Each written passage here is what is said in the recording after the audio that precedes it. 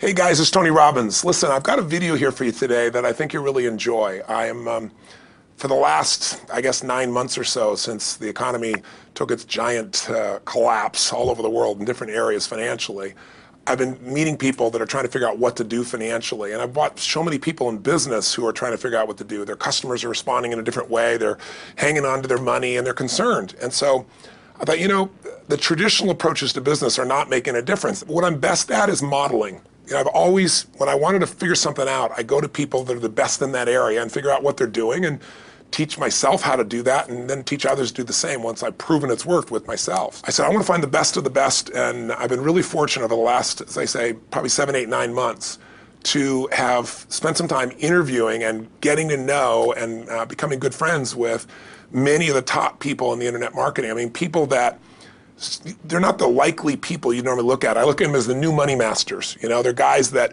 you know, they didn't have the traditional education and ladies that didn't, but they found a way to add value. So whether you're looking for, you know, opportunity to figure out how to have a second income stream, or you have some form of business you're considering being in or you're in and you want to learn some tools, I thought I'm going to create some great products for this, but I thought I'd just send you out first a neat little interview that I did with them. These guys called me up and said, can we come by? I'd love to chat with you. And I said, well, we're going to chat. Let's put it on film. So we just knocked around, and what they wanted to ask me was, look, you know, we spent enough time with you. We know you know how to get people to take action. I said, well, come on over and let me kind of get inside your heads a little bit. Let me see why you follow through. Why do so many people say they're going to do something and then never follow through? And a few people do something inside their head and heart that gets them to follow through. So I just thought you might enjoy this conversation we've had. It's with Frank Kern and John Reese, two of the best in this industry. And you know, I think you'll find it interesting. Maybe you'll be triggered a little bit to think about what will get you to follow through too. So this is my little gift to you. I hope you enjoy. We got the dialing. Thanks. Tony, what's up? Good thing, man. How about you? I'm good. Listen, we've got a serious issue that I think is affecting our market, and we need your help. We actually don't know if we can solve this problem, but we think that you can.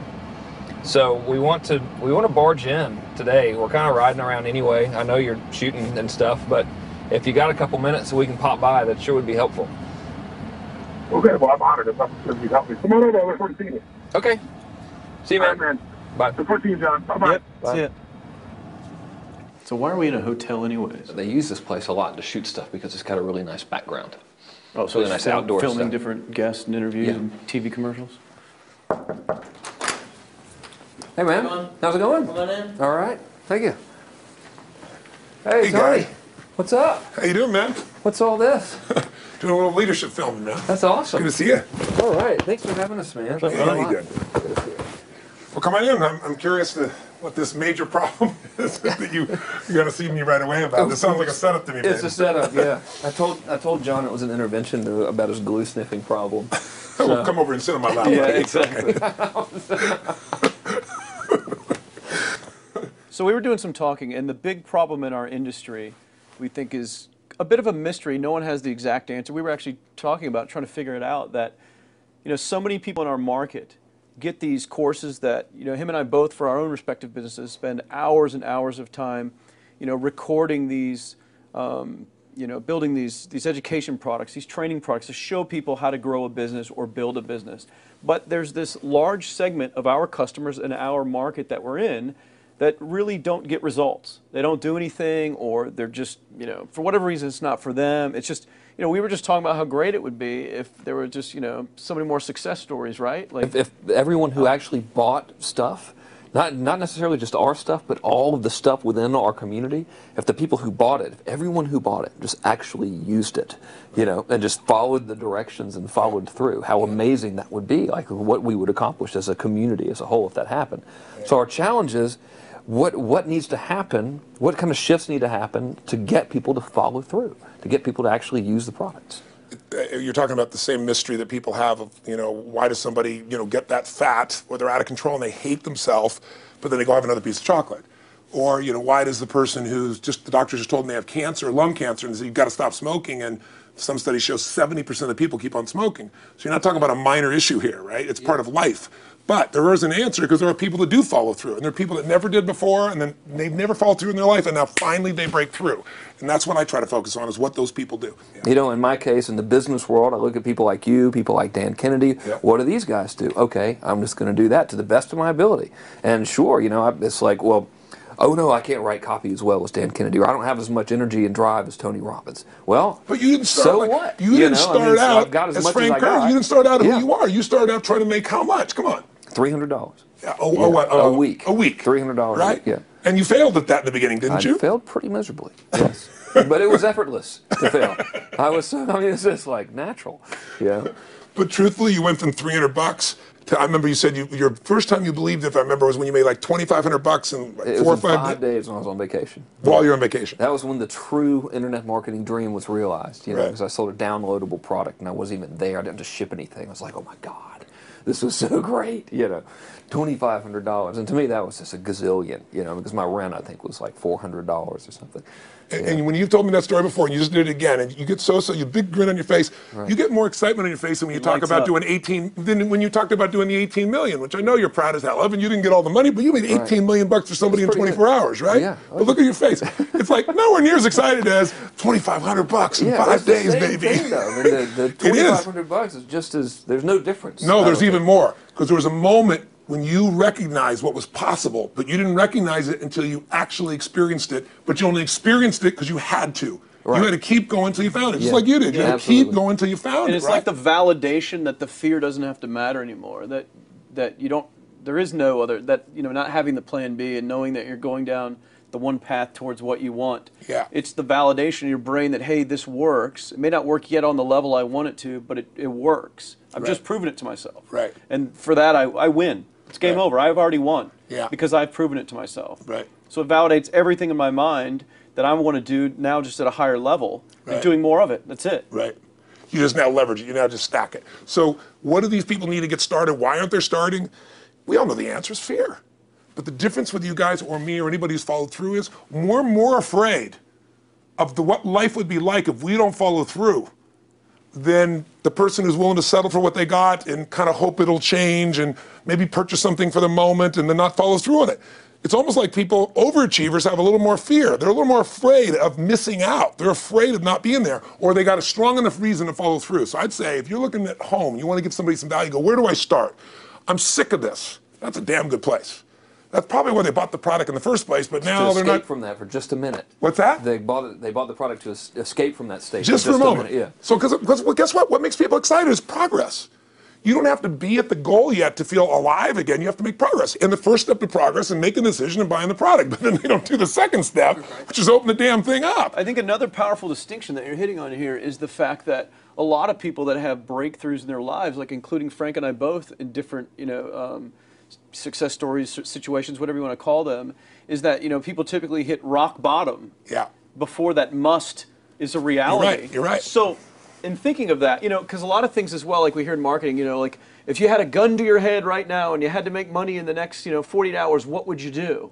And that really resonates with people. But so I just wanted to bring this into the conversation because I think a big part of the market of all these people aren't people that have their backs completely against the wall yet. That's right. Okay, so they're not in a must situation yet.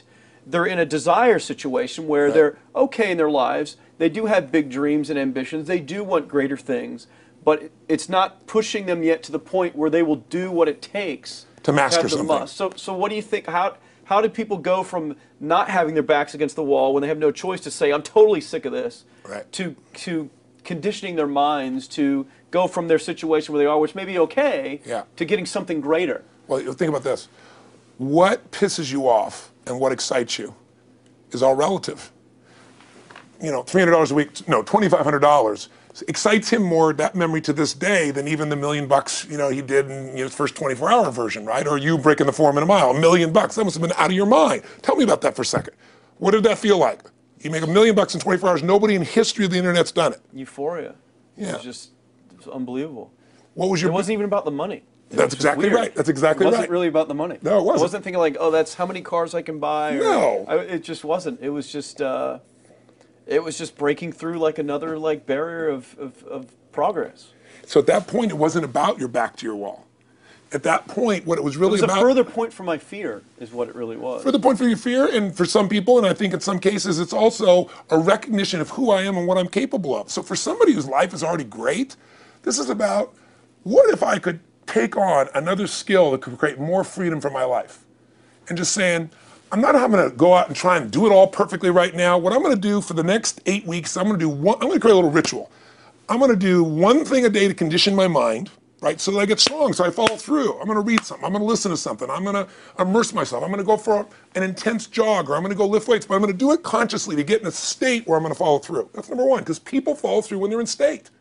Second, I'm going to get clear about why this is a must for me. It's not because my back's against the wall, but because I want to master an area of life that could create some freedom. I'm not going to master it overnight, but I got the system, I got the plan. I'm going to do one thing a day. I'm going to work on one subject a week. This week's going to be about figuring out what the right product or industry is. Next week's going to be basics of building traffic. And each week I'm going to make a little progress, and I'm going to get to a goal, whatever that is. I'm going to make $1,000, my $300 in a week. I'm going to get to my $2,500. That first $2,500 is the most excited. Unbelievable. The first $300. I remember It's the most life-changing, too. It is the most life-changing. I remember I was supposed to be a truck driver, making $24,000 a year because I'd be making the most anybody in my family had ever made. How'd that work out for you? Yeah, real well. Thank God I'm not driving a truck, right? I think you could pull the truck. I figured out I could pull it with my finger, man. I could do it with my teeth. I could pull it with my teeth, right? 36 grand a year was the goal. If I could make 3 grand in a month. When I did that, I was out of my mind. And then it was like, could I make 10 grand a month? Then it was 10 grand in a day, then 100 grand a day. Then could I make $1 million in a day? I had a day where I made $400 million in a day. The stock value of the company I took public, my personal stock. But it was probably after I did it, though, so it doesn't really count. I'm just joking. You're right. People don't remember who's first, Tony. 400 million, $1 million. Yeah, who cares? Who cares? No, I'm not saying that's to brag. amazing, though. I'm not saying to brag. Of course. It's because they told me when I was on stage, I had this audience of about 15,000 people at the Continental Center. It was during a stretch break. I was doing what I loved, rocking the house. Everybody's going crazy. And they go, the stock's worth $400 million right now. I was like, wow, that's cool. It's like, okay, no one sounds stupid. It's like, what's next? And I went right back to what I loved. Once you break through, then it just becomes a game. The people that are getting your products have not yet broken through in most cases. The breakthrough happens by conditioning your mind every day, by feeding it a role model or story. It's putting yourself in a peak state where you follow through by getting physically strong. It's creating a little ritual of doing a little bit each day, and then you get momentum. But the most important thing of all is what we started out with. Why?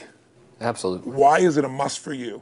It doesn't have to be you're against the wall, but it has to be something you're hungry for, because the only difference in people is hunger. And if you're not hungry, get around people that are hungry and something will hit you. You watch a conversation, you get around people that are doing better, and all of a sudden you start going, my life sucks. I remember I went to a guy in LA. He's one of the most multi-billionaire guy, I'll never forget. And I lived in the Del Mar Castle, and I was really proud. That was like the symbol of me having taken myself from being poor to providing for my family this great place. It's built from castles in Europe overlooking the ocean, not far from you. And I went to this guy's house. He's a billionaire. He took me down to his wine cellar. I don't even drink wine. Went through this whole thing. At the end of the night, I was depressed. I lived in a Del Mar tenement, as far as I was concerned. I really was. I was like, I live in a crappy place, and all my standards changed. All of a sudden, I wasn't willing to settle for living that. All of a sudden, my back was to the wall in a different way, because as a man, I knew I was capable of more. So people can change their standard by getting around where it's better. People can change their standard by getting associated with what's true, like the bills they got to solve, the problems they got to do it. Or they can do it because they're excited because it's something new they want to take on. Everyone's different, but they got to find the why, and they got to come up with some daily rituals to get them going, and just do a step at a time. That's where you get momentum. Awesome. That is awesome. So, think about what's the holy grail between somebody taking action or not. It's one word: certainty. When somebody is absolutely certain, the common word is believe, right? But you can believe at a general level, or you can believe with certain. When you're absolutely certain that if I do this, it's going to get that result, and that result's going to change my life, you'll do it. When you think it absolutely is not going to work, you're never going to do it. The middle no man's land of maybe it'll work, maybe it won't, that's the piece that kills people, right? So if it's a must for you, you got to make it work, right? In our case, right? That's an example. If it's not a must for you and you're not sure, you don't know what to do. So years ago, I'd look around and say, okay, how do people get themselves to follow through that haven't been following through? What's the difference? And I started interviewing hundreds of people, literally, and eventually thousands, because I had thousands of my events. So I'd ask the group to give me their feedback. And I came up with this model. It's like the holy grail of belief, or the holy grail of momentum. It's like the difference between what makes the rich get richer and the poor get poorer. right? And the difference we all know is mindset, but like, how's that built? So this is what I did. I created these stupid little 4 little boxes, and I'll scribble it here for you. You think about the first thing that determines whether you can do something or not, and I put that in this first box at the top here on the left side, and it's potential. Like, what's the potential of a human being? Like, when you guys started, you proved something no one had done in history. You ran the 4-minute mile, right? For golly knows how many centuries, they're trying to run a 4-minute mile. Roger Bannister does it. How did he do it? Do you remember? You did it in this industry, right? You made $1 million in a day. No one had ever done that in history, right? After you did it, a bunch of other guys are doing it because it became possible. Roger Bannister didn't just go physically practice. He made a shift in his head. He practiced in his head because he could never achieve it physically, so he had to change in his head first so that the result became certain enough he believed it, and then his body got him through. After Roger Bannister ran that 4-minute mile, within 2 years, 37 people ran a 4-minute mile. Wow. When no one in history had ever done it. Now here's how it works. The potential for anybody getting your product is extraordinary. They could do what you've done as much, more or less. They can do whatever they want to do. The potential's there. The market's proven that. Whether or not they tap into that potential has a lot to do with what action they take, which is the question you came to me with, right? Like, God, they all have potential, but they're not taking action. And we all know that the action they take is going to determine the results they get. That's pretty obvious. So most people have a belief about what their real potential is no matter what you tell them. And that affects how much action they take.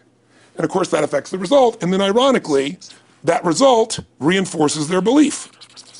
And then that belief affects it. So I'll give you an example. Let's say a person has unlimited potential, we all agree. But they take little action, little results. Why? Because they have to start with a problem with their belief. They don't believe it's really going to happen for me. Maybe for Frank Kern's because he's got the cool hair and stuff, or maybe it's for you because you're so driven, but it's not me. Maybe Tony Robbins because he's a freak, got these big teeth. Whatever their thought process is, right? They got this thing, right? But what happens is, if you believe that there's very little potential, how much action are you going to take? Nothing, little. And when you take little potential with a little action, what kind of results do you get? Lousy little results. And when you get little results, what does that do to your belief? You go, see, I told you this was a waste of time, told you this wouldn't work. And then what happens? You tap even less potential, you take even less action, you get even worse results, and your belief gets even weaker. And this sucker feeds on itself until you are in a downward spiral. It's poisonous. It's poisonous and it's self-fulfilling. Now, what if something could happen that could come along and fill you with a sense of absolute certainty? Not like I believe, but mean where you know.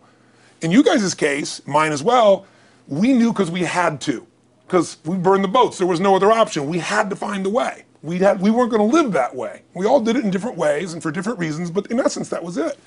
If you get yourself in a state of certainty that this is going to work, I'm going to find the way, and if this doesn't work, I will make the way,